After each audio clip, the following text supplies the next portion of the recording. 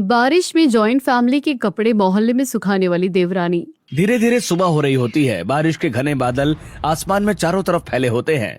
इन्हीं के बीच एक बड़े घर में निवास कर रहा संयुक्त परिवार, जहां सुबह की पहली किरण के साथ ही घर में हलचल शुरू हो जाती है। बहुआ, चलो सब जल्दी उठो, रसोई संभालो। बहू, सुनीता, पूजा, रानी, मीरा, जल्दी उठो। आज बारिश ने पहले ही सड़कें जाम कर रखी हैं, इसलिए सही समय पर बच्चों को तैयार करके स्कूल भेज दो। चलो अब नीचे आओ चारों। कमला देवी की बात सुनते ही चारों बहुएं अलग अलग कमरों से तुरंत निकलती हैं। मम्मी जी, मैं अभी तुरंत सभी के लिए गर्मा गर्म नाश्ता बना देती हूँ, और मैं बच्चों के साथ ही सभी का टिफिन तैयार कर देती हूँ। मैं बच्चों को स्कूल के लिए तैयार कर देती हूँ, और मैं मम्मी जी, पापा जी, साथ ही दादी माँ की दवाइयाँ निकाल देती हूँ। कहीं ऐसा ना हो कि घर के तमाम कामों में उनकी दवाइयाँ ही रह जाए। इतना कहकर चारों देवरानी जेठानी रसोई संभालने में लग जाती हैं। वहीं दूसरी तरफ एक ही कमरे में घर के चारों बेटे ऑफिस के लिए तैयार हो रहे होते हैं। ये बारिश तो रुकने का नाम ही नहीं ले रही है। सच है भैया, इस बारिश को देखकर ऐसा लग रहा है जैसे स्कूल की असेंबली में प्रिंसिपल का लेक्चर हो, जो खत्म होने का नाम ही नहीं ले रहा है। सही कहा तूने। बारिश का मौसम देखकर लोगों के चेहरे पर मुस्कान आती है और हमारी परेशानियां शुरू हो जाती हैं। लगता है आज फिर ऑफिस पहुंचने में देर हो जाएगी। पहले बच्चों को स्कूल छोड़ दें, उसके बाद इस बारे में सोचेंगे। हाँ महेश, तूने बिल्कुल सही कहा। वैसे चाहे जो भी हो, इस बारिश को देखकर ऐसा लगता है कि आज भी सभी के कपड़े गंदे होकर ही लौटेंगे। आपस में बातें करते हुए चारों भाई तैयार हो रहे होते हैं। वहीं हॉल के कमरे में घर के सभी बच्चे दौड़ते हुए आते हैं। किसी ने जूते नहीं पहने होते हैं तो किसी की टाई नहीं मिल रही होती है। माँ, मेरा जूता कहाँ है? मुझे नहीं मिल रहा। माँ, बारिश बहुत तेज हो रही है, आप मेरा रेनकोट निकाल दो। माँ, आज मेरा स्पोर्ट्स डे है, आप मेरे स्पोर्ट्स शूज निकाल दो, वरना सर मुझे प्लेग्राउंड में खेलने नहीं देंगे। तो क्लास में अकेला बैठेगा ना? मैं तो आज आराम से फुटबॉल खेलूंगा, तो बिना स्पोर्ट्स शूज के घूम। मैं आज प्लेग्राउंड में कीचड़ में कूदूंगी और अपनी बेस्ट फ्रेंड मिंकी के साथ खेलूंगी। लो, अब यही देखना बचा था, बच्चे अब मिक्की माउस छोड़कर कीचड़ में कूदेंगे। सावित्री देवी की बात सुनकर पूरा परिवार हंसने लगता है और किचन से भी ठहाकों की आवाज आनी शुरू हो जाती है। फिर थोड़ी देर बाद एक बड़े से डाइनिंग टेबल पर चाची, चाचा, बुआ, सास, ससुर और बच्चे सब एक साथ बैठते हैं और बहुएं खाना सर्व कर रही होती हैं। मम्मी जी, आपको एक पराठा और दे दूं? बुआ जी, आपकी दवाइयों के साथ मैंने एक गर्मा गर्म दूध भी रख दिया है, दवाइयाँ खाकर दूध पी लीजिएगा। और बच्चों, तुम लोग जल्दी जल्दी खाना खाओ, पापा को तुम लोगों को स्कूल छोड़कर अपने ऑफिस भी जाना है, देर हो जाएगी उन्हें। हाँ बच्चों, मैंने तुम लोगों का बैग भी तैयार कर दिया है, जल्दी खाना खाओ और अपने पापा के साथ स्कूल के लिए निकलो। इसे कहते हैं संयुक्त परिवार होने का फायदा। सब मिलकर काम करते हैं, जिससे काम भी हो जाता है और किसी को थकान भी नहीं होती। भगवान करे सब इसी तरह आगे भी एक साथ रहे और खुश रहे। इस तरह दिन की शुरुआत होती है और एक एक करके सभी नाश्ता करके अपने अपने काम से निकल पड़ते हैं। फिर थोड़ी देर बाद दोपहर के 1:30 बजे जब बच्चों की स्कूल की छुट्टी होती है तो एक साथ सभी बच्चे दौड़ते हुए स्कूल से बाहर तेज बारिश में निकलते हैं। चलो ना, थोड़ी देर हम लोग मैदान में खेलते हैं। हाँ चलो चलो, बहुत मजा आएगा फुटबॉल खेलने में। हाँ, बारिश में फुटबॉल खेलने का मजा ही कुछ और है। सभी बच्चे प्लेग्राउंड में जाते हैं और कीचड़ से भरे मैदान में फुटबॉल खेलने लगते हैं। तभी आरव का पैर फिसलता है और वो धड़ाम से कीचड़ में गिर पड़ता है, जिसके छींटे बाकी बच्चों पर भी पड़ जाते हैं। अरे आरव, तेरी स्कूल यूनिफॉर्म तो पूरी कीचड़ में गंदी हो गई। अरे आरव भैया, आपकी वजह से तो मेरी स्कूल ड्रेस भी गंदी हो गई है, मेरे कपड़े भी गंदे हो गए। कोई बात नहीं, इन्हें तो मम्मी धो देगी। इतना कहकर आरव खड़ा होता है और फिर सभी बच्चे घर लौटने लगते हैं। वहीं दूसरी तरफ पार्क में छाता लेकर टहल रही होती है विमला, शांति और सावित्री देवी। देखा माँ, मैंने कहा था ना, थोड़ा बाहर घूमेंगे तो मन हल्का हो जाएगा। हाँ, बारिश में बाहर घूमने से माँ की सारी परेशानियाँ एक पल के लिए दूर हो ही जाती है। हाँ, ये तो है, बस इसलिए तो मुझे बारिश का मौसम पसंद है। माँ, मुझे तो मेरे बचपन के दिन याद आ गए, जब मैं बारिश में खेला करती थी, कूदा करती थी और भीग जाती थी। हाँ, उसके अगले ही दिन बीमार भी पड़ जाती थी और दवाइयाँ खाने को बोलो तो 36 प्रकार के मुंह बनाती थी। तो उससे अच्छे तो मेरे पोते हैं, कम से कम बीमार तो नहीं पड़ते। तीनों आपस में बातें कर रही होती हैं, तभी तेज हवा चलती है और तीनों का छाता ऊपर की तरफ मुड़ जाता है। तेज बारिश और फुहारों की वजह से तीनों तुरंत भीग जाती हैं। ये क्या, हम तो पूरी तरह भीग गए हैं, अब क्या करें? माँ जी ज्यादा परेशान मत होइए, बारिश ही तो है, अगर भीग भी जाए तो क्या फर्क पड़ जाएगा। हाँ बस घर थोड़ा जल्दी चलना पड़ेगा, कहीं ऐसा ना हो कि गीले कपड़ों की वजह से माँ जी को जुकाम हो जाए। हाँ जल्दी चलो, वरना पता चला मैं 4 दिन तक बिस्तर पर ही पड़ी रहूं। सावित्री देवी, शांति और बिमला तीनों ही गीले कपड़ों में घर पहुंचती हैं। दरवाजा खुलता है, तीनों अंदर जाती हैं। तब एक एक करके घर के बच्चे भी कीचड़ से सने कपड़े पहने हुए घर के अंदर जाते हैं। अरे वाह, तुम्हारी स्कूल यूनिफॉर्म इतनी गंदी कैसे हो गई? तुम लोग स्कूल गए थे या फिर कीचड़ में खेलने, इतने गंदे कपड़े? मम्मी मैं फुटबॉल खेलते वक्त गलती से कीचड़ में गिर गया। हाँ, और इसके गिरने की वजह से हम सबके गंदे कपड़े भी हो गए, क्योंकि जब ये गिरा कीचड़ में तो सारे कीचड़ के छींटे हमारे कपड़ों में लग गए। लेकिन दादी, आप क्यों बारिश में भीग गई? क्योंकि बारिश उम्र देखकर नहीं आती, और फिर बारिश में भीगने के लिए बच्चे होना नहीं जरूरी होता। दादी आप तो बिल्कुल हमारी तरह हो। लेकिन बच्चों, आइंदा तुम लोग बारिश में मत भीगना, और कीचड़ में तो बिल्कुल भी नहीं। पता नहीं कपड़े कितने गंदे हो जाते हैं, धोने में हालत खराब हो जाती है। अरे क्या हो गया देवरानी जी, बच्चे ही तो हैं, अभी नहीं खेलेंगे तो फिर कभी खेलेंगे। हाँ, उन्हें डांट क्यों रही है? ये बड़ी मम्मी आप कितनी ज्यादा अच्छी हो। मम्मी आप तो बहुत बुरी हो, देखो हमें कितना डांट रही हो। हाँ जेठानी जी को क्या, कपड़े तो हमें ही धोने हैं ना, हमें पता है ना कितनी मेहनत लगती है, तो हम बोलेंगे ही ना। वही तो, बारिश में कपड़े धोना कितना मुश्किल होता है, अभी ने कौन समझाए? जेठानी जी का तो काम है रसोई संभालना, कपड़े तो हमारे मत्थे पड़ गए हैं ना। अब सब क्या इसी तरह खड़े रहोगे? जाओ अपने अपने कपड़े बदल लो, वरना सबको जुकाम हो जाएगा। हरिराम शर्मा की बात सुनकर सभी अपने अपने कपड़े बदलते हैं और गंदे कपड़े घर की दोनों छोटी बहुओं को धोने की जिम्मेदारी मिल जाती है। दोनों देवरानियां 3-3 टब लेकर बाथरूम में कपड़े धोने बैठती हैं। इतने कपड़े तो लॉन्ड्री वाला एक हफ्ते में नहीं धोता होगा, जितने हम इस बारिश के मौसम में हर दिन धोते हैं। वही तो, और वैसे भी इन घर वालों को क्या ही है, ये तो बारिश में नाच गा कर आ जाते हैं, मेहनत तो हमें करनी पड़ती है। रानी और मीरा कपड़े धो रही होती हैं कि तभी वहाँ एक बाल्टी कपड़े लेकर पूजा और सुनीता आती हैं। देवरानी जी ये लीजिए, इन कपड़ों को भी धो दीजिएगा, ये बुआ जी और चाचा जी के कपड़े हैं। हे भगवान, ये कपड़े क्या कम थे जो अब एक और बाल्टी कपड़े आ गए हैं। सच कहूँ तो हर रोज जितने हमें कपड़े धोने को मिलते हैं, उतने अगर पैसे मिल जाते तो हमारी जिंदगी संवर जाती। देखिए देवरानी जी, हम आपकी परेशानी समझ सकते हैं, लेकिन अब हम कर भी क्या सकते हैं, हम आपकी मदद कर देते हैं, पर हमें भी तो संयुक्त परिवार के लिए खाना बनाना है। हाँ हम भी मदद कर देते, पर ये कपड़ों की जिम्मेदारी तो आपकी है। हाँ जेठानी जी, हम तो मिलकर कपड़े धो लेंगे, आप जाकर सबके लिए खाना बनाइए, वरना पता चला कि सब सिर पर चढ़कर तांडव करने लगेंगे। रानी की बात सुनकर सुनीता और पूजा वहाँ से चली जाती हैं। वहीं मीरा और रानी दोनों देवरानियां मिलकर सारे कपड़े धोती हैं। धीरे धीरे बारिश कम होती है और फिर बारी आती है कपड़े सुखाने की। फाइनली इतनी मेहनत के बाद सारे कपड़े धुल गए। अब जल्दी से चलकर इन्हें छत पर फैला देते हैं, वरना बारिश शुरू हो गई तो इनका सूखना भी मुश्किल हो जाएगा।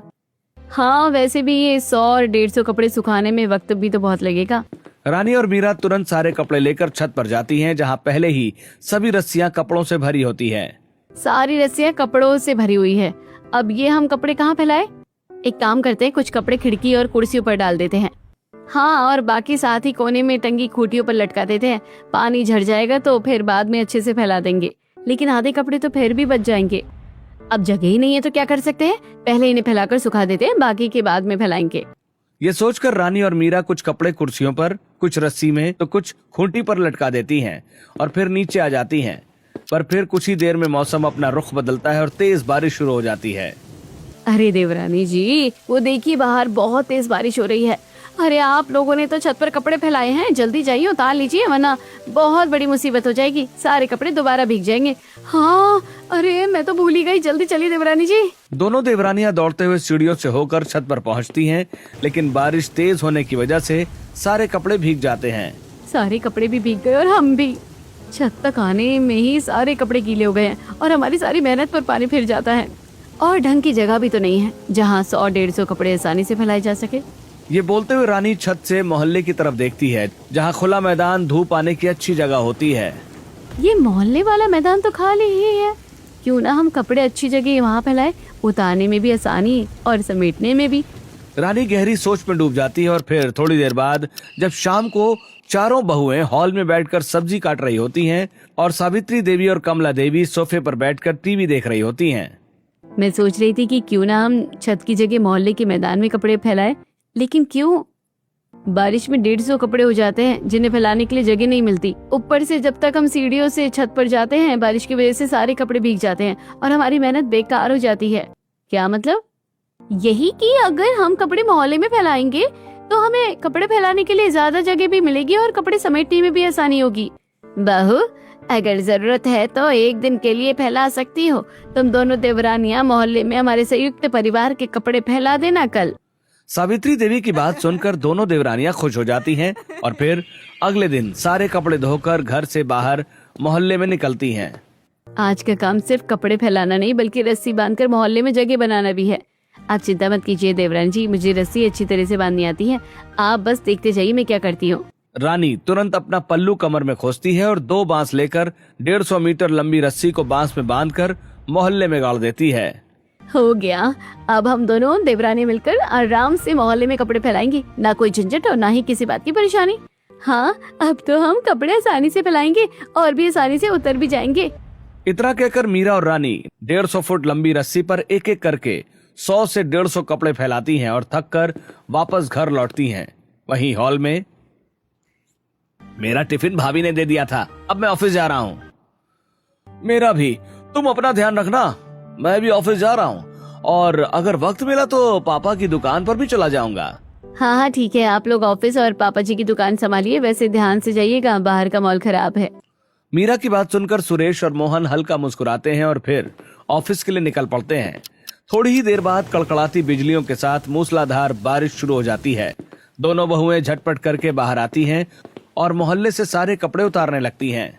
आज तो सारे कपड़े जल्दी जल्दी उतार लेंगे, एक भी कपड़े भीगने को नहीं देंगे। हाँ हाँ बिल्कुल, हर रोज की तरह आज हमें डबल मेहनत करनी है। दोनों बहुएं थोड़ी ही देर में सारे कपड़े उतार लेती हैं और वापस घर लौटती हैं। फिर भीगे और सूखे कपड़े अलग अलग करने लगती हैं। आज तो एक भी कपड़ा गीला नहीं हुआ। अच्छा है, अब से हम देवरानी रोज मोहल्ले में ही कपड़े फैलाएंगी। हाँ, इससे हमारा काम भी आसान हो जाएगा और सारे कपड़े भी एक साथ अच्छे से सूख जाएंगे। ये सोचकर दोनों देवरानियां अगले दिन से अपने संयुक्त परिवार के सारे कपड़े मोहल्ले में ही फैलाने लगती हैं और धीरे धीरे ये सिलसिला रोज का हो जाता है, जिसकी वजह से मोहल्ले में तरह तरह की बातें शुरू होने लगती हैं। देख रही हो अनोखी बहन, किस तरह मोहल्ले को अपना छत समझ बैठे हैं ये लोग। वही तो पूजा और सुनीता की देवरानी अपने पूरे परिवार के गीले कपड़े मोहल्ले में सुखाती है। वही तो इतने बड़े मोहल्ले को अकेले हड़प रखा है। इनकी वजह से तो बच्चों को खेलने की जगह ही नहीं मिलती है। आ जाने दो कमला बहन को मंदिर, बताते हैं उन्हें कि ये मोहल्ला कपड़े सुखाने की जगह नहीं है। एक तरफ पड़ोसी बातें कर रहे होते हैं तो वहीं दूसरी तरफ मोहल्ले में, जहां चारों तरफ कपड़े सूख रहे होते हैं, वहीं कुछ बच्चे फुटबॉल खेलने के लिए इकट्ठे होते हैं। उधर की तरफ कोई फुटबॉल मत मारना, वहाँ कपड़े सूख रहे हैं। क्यों, तुम लोगों ने ये गार्डन खरीद लिया है क्या? तुम लोगों के कपड़े वहाँ क्यों सूख रहे हैं? हमें नहीं पता, लेकिन मम्मी ने कहा है कि संभल कर खेलना, अगर कपड़ों पर दाग लगा ना तो मम्मी हमें खेलने नहीं देगी। ठीक है। इतना कहकर बच्चे फुटबॉल खेलना शुरू करते हैं। वहीं खिड़की से मीरा बैठकर ये सब देख रही होती है कि तभी कीचड़ में लिपटी हुई फुटबॉल जाकर सफेद साड़ी पर लगती है। ये क्या, मेरी सारी मेहनत मिट्टी में मिल गई। अब इस सफेद कपड़े पर लगा दाग मैं कैसे हटाऊंगी? मीरा गुस्से में उठती है, बाहर की तरफ जाने ही वाली होती है कि तभी दरवाजे से कमला देवी अंदर आती हैं। बहू कहाँ जा रही हो? मम्मी जी वो देख बहू, मैं जानती हूँ तू बच्चों को वहाँ खेलने के लिए मना करने जा रही है, लेकिन याद रखना ये मोहल्ले सिर्फ हमारा नहीं है बल्कि यहाँ रह रहे बाकी लोगों का भी है। कमला देवी और मीरा आपस में बातें करना शुरू करती हैं कि तभी वहाँ हरिराम शर्मा और सावित्री देवी के साथ जेठानियां भी आ जाती हैं। क्या हुआ, किस बारे में बात चल रही है? कुछ नहीं, मैं तो बस बहू को समझा रही थी कि वो मोहल्ले में कपड़े ना सुखाए। उसकी वजह से अब मंदिर में भी लोग मुझे ताने मारते हैं। हाँ, ये तो बात बिल्कुल सही कही तुमने। आज दुकान पर भी पूरे दिन इसी के चर्चे फैले हुए थे। लेकिन पापा जी, अगर देवरानी जी पूरे परिवार के कपड़े मोहल्ले में नहीं सुखाएगी तो कहाँ सुखाएगी? छत पर तो इतनी जगह है नहीं, और फिर बारिश का तो आप लोगों को पता ही है। मेरे ख्याल से जब तक दूसरी जगह नहीं मिलती, हमें थोड़ा संभल कर और लोगों की 4 बातें सुनकर मोहल्ले में ही कपड़े फैलाने पड़ेंगे। तब तक तो हमें लोगों के ताने भी सहने पड़ेंगे। सभी परेशान होते हैं, वहीं रानी चुप होती है। थोड़ी देर बाद जब रात को चारों बहुएं हमेशा की तरह डाइनिंग टेबल पर पूरे परिवार को एक साथ खाना सर्व कर रही होती हैं, दादी, एक कटोरी दाल रख दो आपकी थाली में। चाचा जी, एक और रोटी ले लीजिए। 2 रोटी में क्या होता है आजकल। सही कह रही हो भाभी, आप एक और दे दीजिए। क्या हुआ, कुछ हुआ है क्या तुम्हें? आज घर की सबसे ज्यादा खुश रहने वाली के चेहरे पर परेशानी की रेखाएं कैसी? नहीं, कुछ नहीं। मुझसे परिवार की परेशानी नहीं छुपाई जाती। तुम हम सबको बताओ, क्या बात है? हम सब मिलकर तुम्हारी परेशानी का कोई वजह ढूंढ निकालेंगे। हाँ बेटी, 2 बातें अपने मन में मत रख, बल्कि हम सबको बता। इसे अपना घर ही समझ। मैं रोज रोज की इस चिकचिक से परेशान हो गई हूँ। मैं सोसाइटी वालों के ताने और बर्दाश्त नहीं कर सकती और ना ही ज्यादा मेहनत कर सकती हूँ। अब मैं क्या करूँ समझ नहीं आ रहा। मोहल्ले से वापस छत का रास्ता कैसे तय करूँ? बहू, इस तरह की बातें मन में नहीं रखी जाती। अगर आइंदा किसी चीज को लेकर परेशानी हो तो हम सबको बता देना। कहीं ऐसा ना हो कि अंदर ही अंदर तुम अकेले घुटती रहो। हाँ बहू, और तुम लोग चिंता मत करो, इस बारे में हम सब मिलकर सोचेंगे। कोई ना कोई रास्ता जरूर निकल जाएगा। सभी की बातें सुनकर मीरा को थोड़ी सहानुभूति मिलती है और फिर दोपहर को जब मीरा और रानी दोनों ही घर के सारे कपड़े धोकर मोहल्ले में फैला रही होती हैं, न जाने ये मोहल्ले वाले हमारी परेशानी क्यों नहीं समझते। अब हमें अपने सारे कपड़े मोहल्ले में फैलाने में अच्छा थोड़ी ना लगता है। वही तो, जगह की कमी और थोड़ी सुविधा के लिए हमें ये कदम उठाना पड़ता है। काश हमारे ससुराल में जगह की कमी ना होती और ना ही सुविधा की, तो शायद आज मोहल्ले वालों की ये चिकचिक हमें कभी ना सुननी पड़ती। मीरा ये सोचते हुए सभी को खाना सर्व करती है और पूरा परिवार खाना खाकर अपने अपने कमरे में जाकर सो जाता है। इसी तरह फिर अगले दिन सारे कपड़े मोहल्ले की रस्सियों पर सूख रहे होते हैं। अचानक कड़कड़ाती बिजलियों के साथ मूसलाधार बारिश शुरू हो जाती है। हवाएं इतनी तेज चलती हैं कि रस्सियां तक हिलने लगती हैं। दीदी, जल्दी जल्दी हमें हमारे सारे कपड़े बचाने हैं, हम उन्हें भीगने नहीं दे सकते। इतना कहकर मीरा तुरंत रानी के साथ कपड़े उतारने बाहर की तरफ दौड़ती है, लेकिन तेज हवाओं की वजह से एक एक करके सारी रस्सियां टूट जाती हैं और कपड़े जमीन पर गिरकर गंदे हो जाते हैं और हवाओं की वजह से इधर उधर उड़ने लगते हैं। अरे ये सब क्या हो रहा है? हमारे कपड़े हमारी आंखों के सामने उड़ रहे हैं और हम चाह कर भी कुछ नहीं कर पा रहे हैं। ये कैसी विषम परिस्थिति है। मम्मा, वो देखो, मेरी स्कूल ड्रेस बालकनी में जाकर अटक गई है और मेरी सिंड्रेला वाली फ्रॉक कमला चाची की घर की खिड़की पर। दादी की सफेद साड़ी तो शिमला काकी की छत पर चली गई। किसी की स्कूल ड्रेस बालकनी पर तो किसी का कुर्ता पड़ोसन की छत पर जाकर अटकता है। मोजे नाली में चले जाते हैं, वहीं टाई बिजली के खंबे पर। ये सब देखकर मीरा और रानी अंदर से टूट जाती हैं। तभी घर के सभी सदस्य घर के बाहर आते हैं। वहीं मोहल्ले के लोग भी बालकनी में खड़े होकर ये सब देखने लगते हैं।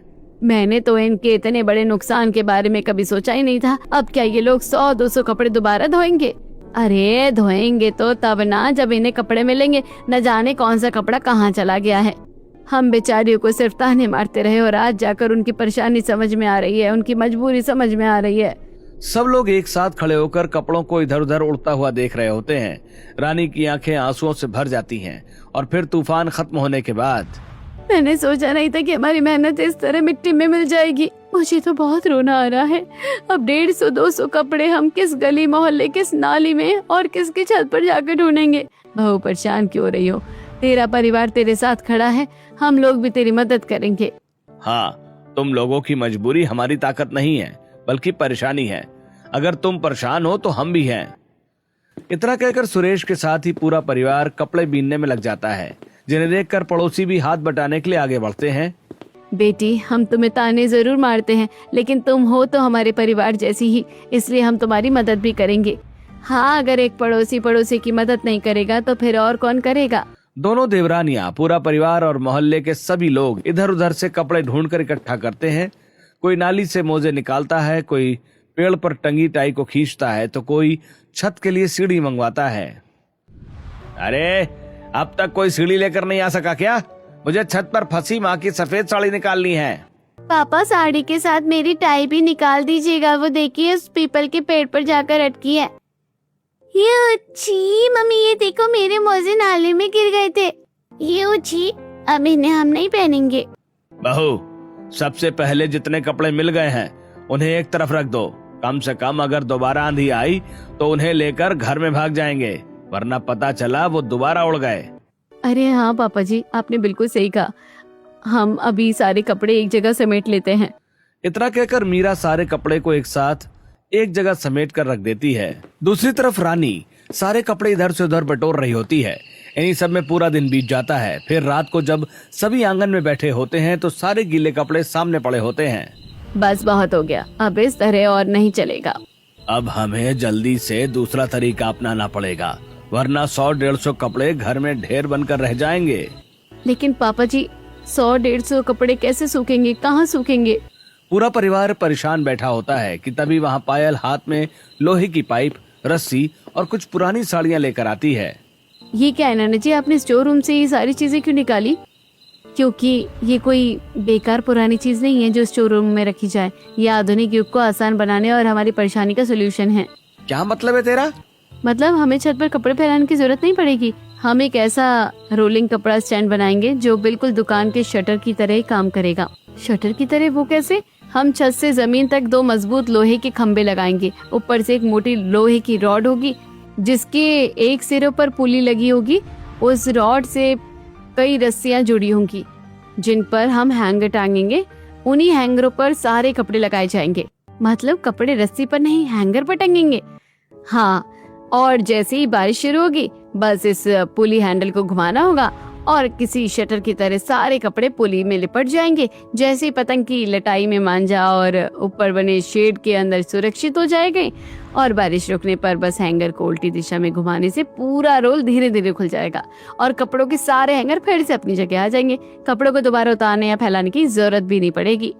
अब अगले दिन ही पूरा परिवार काम में लग जाता है। हरिराम शर्मा और सुरेश छत के दोनों किनारों पर 2 मजबूत लोहे के खंबे गाड़ते हैं। महेश ऊपर एक मोटी लोहे की गोल रॉड और पाइप वेल्ड करता है। दूसरी तरफ पायल और नेहा कई रस्सियां बराबर दूरी पर रॉड से बांध देती हैं। फिर हर कोने पर मजबूत हैंगर टांग दिए जाते हैं ताकि हर कपड़ा अपनी अलग जगह पर टंगा रहे। पूरा रोलिंग स्टैंड तैयार हो जाता है। मीरा और रानी एक एक करके सारे कपड़े हैंगर पर टांग देती हैं। देखते ही देखते पूरा स्टैंड रंग बिरंगे कपड़ों से भर जाता है। आज तो हमें कपड़े फैलाने में कोई परेशानी नहीं होगी। आखिरकार नंद जी ने इतना अच्छा तरीका जो अपनाया है। अब हमें बारिश में बार बार ऊपर नीचे भी नहीं भागना पड़ेगा और मोहल्ले में कपड़े सुखाने का भी झंझट खत्म। सच में मैं तो सोच भी नहीं सकती कि ऐसा भी कुछ हो सकता है। अब तो बारिश हो या ना हो, इससे हमें कोई फर्क नहीं पड़ता क्योंकि अब हम 2 पल में ही सारे कपड़े बारिश के पानी से बचा सकते हैं। हाँ, अब हमें सीढ़ियों से दौड़ते हुए छत पर नहीं जाना पड़ेगा और न ही मोहल्ले में। तभी आसमान में काले बादल छाते हैं। पायल तुरंत पुली का हैंडल घुमाती है। जैसे दुकान का शटर ऊपर लिपटता है वैसे ही एक एक करके कपड़े ऊपर रोल होने लगते हैं और शेड के अंदर सुरक्षित चले जाते हैं और एक भी कपड़ा बारिश में नहीं भीगता। थोड़ी देर बाद बारिश रुक जाती है। पायल हैंडल को उल्टी दिशा में घुमाती है। रोल धीरे धीरे खुलने लगता है। एक एक करके सभी रस्सियों में हैंगर पर टंगे कपड़े फिर से पहले की तरह खुली हवा में लटकने लग जाते हैं। कपड़ों को दोबारा फैलाने की कोई जरूरत नहीं पड़ती।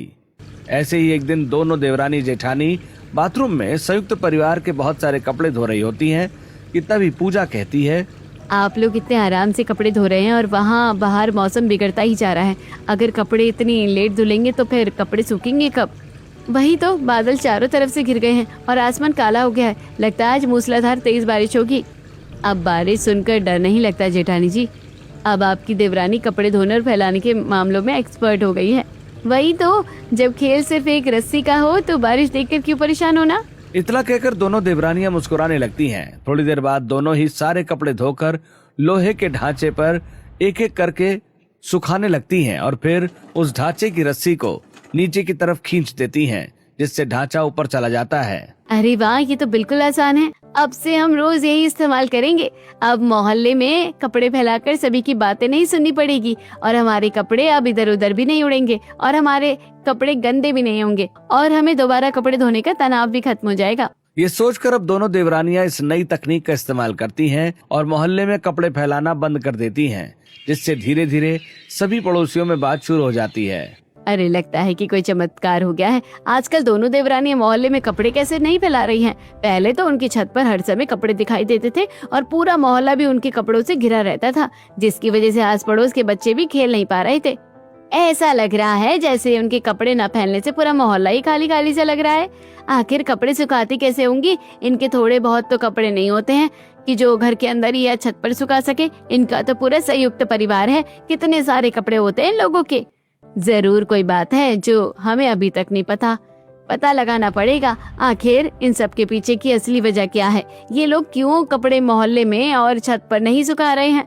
सही कह रही हो, लेकिन ये पता लगाने के लिए हमें उनके घर जाना पड़ेगा। शाम को ठीक रहेगा, हम दोनों उनके घर चलेंगे और असली बात पता लगाएंगे। दोनों पड़ोसन सब्जियां खरीदकर अपने अपने घर लौट जाती हैं। शाम होते ही दोनों एक साथ कमला देवी के घर पहुंचती हैं। अरे आई आज इतने दिनों बाद हमारे घर आने का मौका कैसे मिल गया? क्या करें, जब से आपके घर के कपड़े मोहल्ले में दिखाई नहीं दे रहे तब से बड़ी उत्सुकता हो रही है, इसलिए सोचा एक बार आकर देख ही ले कि आखिर आप कपड़े सुखा कहाँ रहे हैं। अनोखी इतना कह रही होती है कि तभी अनोखी की नजर मीरा पर पड़ती है। मीरा रस्सी खींचकर छत पर सूख रहे सारे कपड़ों को एक ही बार में नीचे ले आती है। अरे ये क्या, ये कौन सी नई तकनीक है? ये हमारी भाभीयों के लिए स्पेशल तकनीक है। पायल दीदी ने इसे YouTube में देखकर सीखा है। जिसके भी घर में ये होगा उसे आसानी तो जरूर होगी, लेकिन इसे बनाना इतना आसान नहीं है। दोनों पड़ोसन हैरान रह जाती हैं। दोनों पूरे परिवार की तारीफ करके वहां से चली जाती हैं। धीरे धीरे ये बात पूरे मोहल्ले में फैलती है और मोहल्ले के लोग एक एक करके उस नई तकनीक को देखने कमला देवी के घर आने लगते हैं। फिर उसी दिन रात को जब पूरा संयुक्त परिवार, चाची, दादी, बुआ, बच्चे सब एक साथ बैठकर खाना खा रहे होते हैं, आज के खाने का स्वाद भी अलग ही है। हाँ दादी, क्योंकि आज हमारे घर में परेशानी नहीं बल्कि खुशियाँ हैं। एक की परेशानी दूसरे की परेशानी होती है, तभी तो इसे संयुक्त परिवार कहते हैं। सच में आप लोगों के साथ की वजह से ही मैं अपनी परेशानी दूर कर पाई हूँ, वरना शायद मैं इसका कोई हल नहीं निकाल पाती और मोहल्ले में कपड़े सुखाते सुखाते मेरी उम्र बीत जाती। अब हमारे घर का एक भी कपड़ा मोहल्ले में नहीं जाएगा और ना ही हमारे कपड़े कीचड़ में गिरेंगे, ना नाली में, और ना ही उड़कर किसी दूसरी छत पर जाएंगे। आज पूरे परिवार की एकता ने साबित कर दिया कि अगर परिवार साथ खड़ा हो तो कोई भी परेशानी नहीं होती जिसका हल ना निकाला जा सके। इसे कहते हैं संयुक्त परिवार की असली ताकत। अब पूरा परिवार साथ बैठकर खाना खाता है और फिर अपने अपने कमरे में सोने चला जाता है। फिर अगली सुबह हमेशा की तरह दिन की शुरुआत होती है। बच्चे स्कूल के लिए तैयार हो रहे होते हैं। जल्दी चलो बच्चों, तैयार हो गए हो या नहीं? देर हो जाएगी, जल्दी बाहर आओ। हाँ, हम तैयार हो गए हैं। मोहन बच्चों को स्कूल छोड़ने के लिए निकलता है। महेश और सुरेश भी साथ में ऑफिस के लिए रवाना होने लगते हैं कि तभी ऑफिस जाकर अगर थोड़ा वक्त मिले तो मेरी दुकान भी देख लेना। आज मेरी तबीयत थोड़ी ठीक नहीं लग रही। हाँ हाँ बिल्कुल, आप चिंता मत कीजिए, हम दुकान भी संभाल लेंगे। इतना कहकर सुरेश और महेश भी ऑफिस जाने के लिए निकल पड़ते हैं। घर की बहुएं अपने अपने काम में लग जाती हैं। वहीं घर के बुजुर्ग और पड़ोसी बाहर चौपाल पर बैठे बातें कर रहे होते हैं। पहले ये पूरा इलाका कपड़ों से भरा रहता था, अब देखो इन लोगों ने कितना आसान तरीका निकाल लिया। सही कहा तुमने, इन्होंने सबसे हटकर सोचा और एक झटके में अपनी परेशानी का हल निकाल लिया।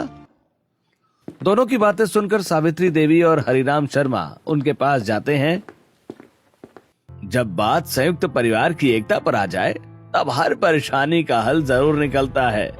ये हल हम पहले भी निकाल सकते थे, लेकिन तब हमें लगता था कि पड़ोसी एक दूसरे का साथ देने के लिए होते हैं। सच है, जब पड़ोसी अपने ना हो तो परेशानियां और बढ़ जाती है। इसे कहते हैं जब कोई परेशान हो या किसी मजबूरी में हो तो उसका फायदा नहीं उठाना चाहिए बल्कि उसका साथ देना चाहिए। सावित्री देवी की बात सुनकर पड़ोसियों की नजरें शर्म से नीचे झुक जाती हैं। बालकनी में पौधे में पानी डाल रही रानी और मीरा भी ये सारी बातें सुन रही होती हैं। आज हमारा पूरा परिवार खुश है। मैंने तो कभी सोचा ही नहीं था कि कपड़े सुखाने का इतना अच्छा तरीका मिल जाएगा और हमारे इतने मुश्किल काम भी आसान हो जाएंगे। जो भी हुआ उसने हमें एक बड़ा सबक सिखा दिया।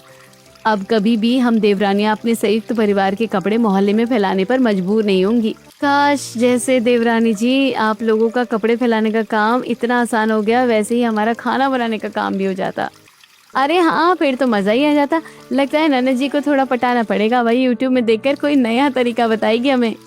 सुनीता की बात सुनकर तीनों बहुएं हंसी के ठहाके लगाने लगती हैं और इस तरह हल्की बारिश के साथ पूरे परिवार की खुशियां और परेशानी का हल पूरे मोहल्ले को संयुक्त परिवार की एकता का महत्व सिखा जाता है।